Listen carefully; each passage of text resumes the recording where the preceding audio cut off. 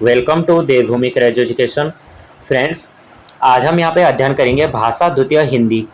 यहाँ पे जो है यूटेट का पेपर हुआ था 29 सितंबर को। तो यहाँ पे जो जिनकी जो है लैंग्वेज, जिन्होंने सेकेंड लैंग्वेज जो है हिंदी चूज़ की थी, तो यहाँ पे जो है ये पेपर सॉल्व किया मैंने। और यहाँ पे जो पेपर है, पेपर सेट मेरे पास सी है, तो आप देख लीजिए आपके पास कौन सा सेट है।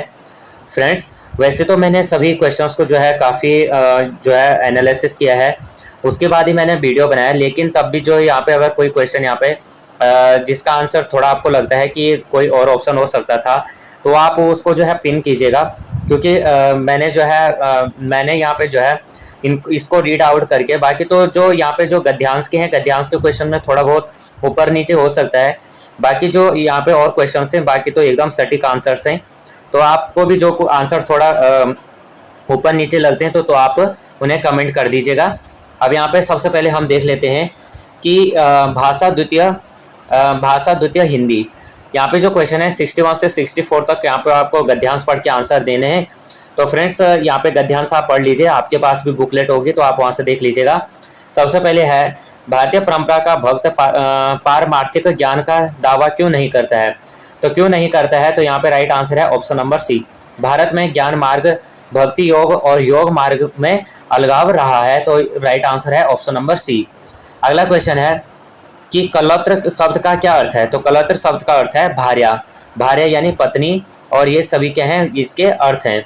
अगला है, ज्ञान का अधिकारी किसे माना जाता है? तो दार्शनिक को माना जाता है, ये तो राइट आंसर है, दार्शनिक को माना जाता है। रस की अनुभूति कैसी होती है? तो रस की अनुभूति जो होती है प्राकृतिक तौर पर होती है, या स्वाभाविक हम इसे कह सकते हैं, नेचुरल तौर पे। मौखिक है क्वेश्चन नंबर 65। मौखिक भाषा शिक्षण की प्रत्यक्ष विधियों में कौन सी विधि नहीं आती है?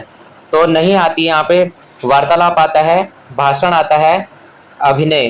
तो यहाँ पे जहाँ पे मौखिक भाषा सिखाएंगे तो वहाँ पे अभिनय भी है, लेकिन यहाँ पे गद्य शिक्षण है, तो right answer option number C हो जाएगा।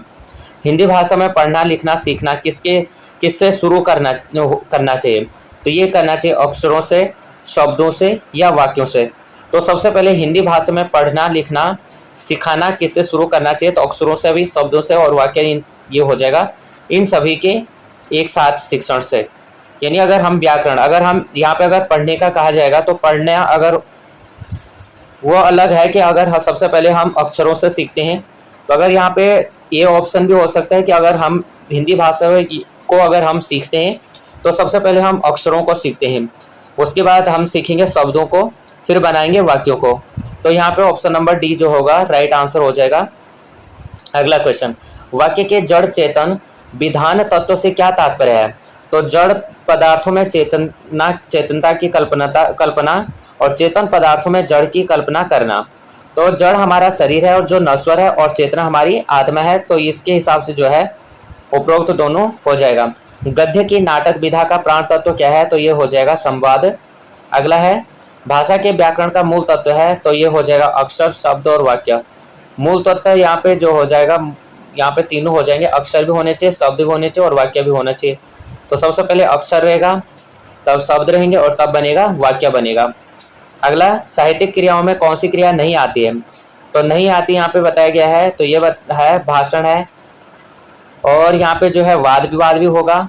बाकी यहाँ पे वाद विवाद भी है, उसमें आते हैं, और आते हैं प्रतिलिपि आती है, भाषण आते हैं, श्रुतलेख आते हैं, अनुलिपि आती है, और इसमें साहित्यिक क्रिया में, और यहाँ पे जो है लोकगीत में, और नाटक अभिनय। तो लोकगीत भी आ सकता है, लेकिन ऑप्शन नंबर सी। तो आप लोग बताइए कि आपने कौन सा राइट आंसर यहाँ पे लिया हुआ है। अगला क्वेश्चन कर लेते हैं, देवनागरी लिपि की उत्पत्ति किससे हुई है? तो ब्राह्मी से जो है देवनागरी लिपि की उत्पत्ति हुई है। सबसे पहले जो है गुजरात में जयभट्ट के एक शिलालेख में जो है ब्राह्मी लिपि का उल्लेख मिलता है। अगला, खड़ी बोली का दूसरा नाम है तो कौरवी। ऊंट मक्का की ओर भागता है, लोकोक्ति का अर्थ हो जाएगा तो अपनी जन्मभूमि सबको जो है प्रेम करते हैं। उच्चिष्ट शब्द में व्यंजन संधि होगी, और द्वंद्व समास जो है रुपया पैसा में द्वंद्व समास होगा। अगला देख लेते हैं, हिंदी साहित्य में रस के कितने अंग हैं? तो 4 अंग हैं, अस्थायी भाव, विभाव, अनुभाव और संचारी भाव। छंद के प्रभाव को कहते हैं तो गति कहते हैं। गति का महत्व होता है कि जो कीर्ति छंदों की अपेक्षा मात्रिक छंदों में अधरों पर अली मंडराते, केशों पर मुग्ध पपीहा, काव्यांश में अलंकार है भ्रांतिमान। यानी जो भी चीज़ें अगर हम दूर से देखते हैं और जिन भी चीज़ों में हम, जैसे यहाँ पे कहा गया है कि अधरों पर अली मंडराते, केशों पर मुग्ध पपीहा, जैसे हमने कोई चीज़ देखी और हम उस चीज़ को ना देख के हम उससे कोई दूसरी चीज़ रिलेट करते हैं, तो वहाँ पे हमें क्या हो रही है, हमें वहाँ पे भ्रांति उत्पन्न हो रही है, तो ये हो जाएगा भ्रांतिमान। तो यहाँ पे जो अलंकार है वो भ्रांतिमान अलंकार है। कौशिका घटवार कहानी के लेखक हैं तो यह है शेखर जोशी, और ये बहुत सारे एग्जामों में पूछा जाता है कौशिका घटवार। केवल शब्द का पर्यायवाची है तो केवल शब्द का पर्यायवाची होगा निर्वाण। बाकी मोक्ष हो गया, अपवर्ग हो गया, मुक्ति हो गया, स्वरूप स्थिति, गुणाधिकार समाप्ति हो गया, परगधाम हो गया और परम पद हो गया। फिर यहाँ पे दिया गया है अगला क्वेश्चन है चिरंतन का विलोम होगा, चिरंतन का विलोम हो जाएगा, यहाँ पे नश्वर हो जाएगा। बाकी यहाँ पे अलौकिक का लौकिक हो जाएगा और नैसर्गिक का कृत्रिम हो जाएगा। अगला, सरकारी पत्र की भाषा कैसे होनी चाहिए, तो औपचारिक होनी चाहिए। बाकी यहाँ पे और भी दिए हुए थे तो मैंने यहाँ पे और भी लिख लिए हैं, सरल होनी चाहिए, संगत होनी चाहिए, स्पष्ट होनी चाहिए, टकसाली सिक्केबाज होनी चाहिए, मानक और औपचारिक होनी चाहिए। यहाँ पे फिर ये गद्यांश दिया गया है तो गद्यांश को पढ़ेंगे, गद्यांश को पढ़ के हमें जो है उत्तर देने हैं। तो 83 का यहाँ पे जो है उपयुक्त गद्यांश का मूल कथ्य क्या है, तो भारतीय राष्ट्रीय क्षेत्रीय स्वार्थों पर विजय प्राप्त कर लेने के कारण विशिष्ट है। यह राजभाषा के सर्वसम्मत हल के बिना राष्ट्रीयता संभव नहीं है। भाषा के प्रश्न को राष्ट्रीय एकता की प्रविष्टि नहीं, ये तो गलत हो जाएगा। बाकी यहाँ पे भाषा विवाद एक गंभीर समस्या है तो ऑप्शन नंबर बी मैंने यहाँ पे ले रखा है। आपने कौन सा लिया आप बताइए। भाषा विवाद को हल करने में जल्दबाजी से क्या हानि है, तो जनता में संदेह और अविश्वास उत्पन्न है। तो right answer option number C है। भाषा के प्रश्न को हल करने के लिए किस गुण की सर्वाधिक आवश्यकता है, तो ये है विवेक, धैर्य और सहानुभूति की। अगला क्वेश्चन है, क्वेश्चन नंबर यहाँ पे 86 है। इस गद्यांश का उपयुक्त शीर्षक क्या है, तो भाषा विवाद और राष्ट्रीय एकता।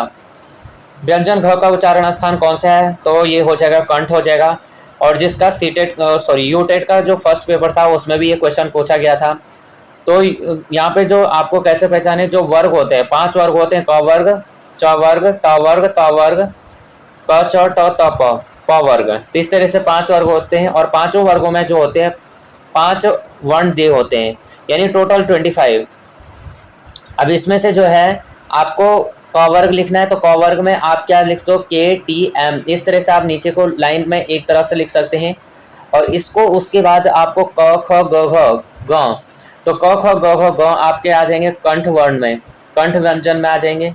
तालु में टी, तो यहाँ से के टी, तो यहाँ पे च छ ज झ य, तो ये सभी आपके तालु में आ जाएंगे। इस तरह से आप क्या बना सकते हो, एक टेबल के द्वारा इसे कर सकते हो।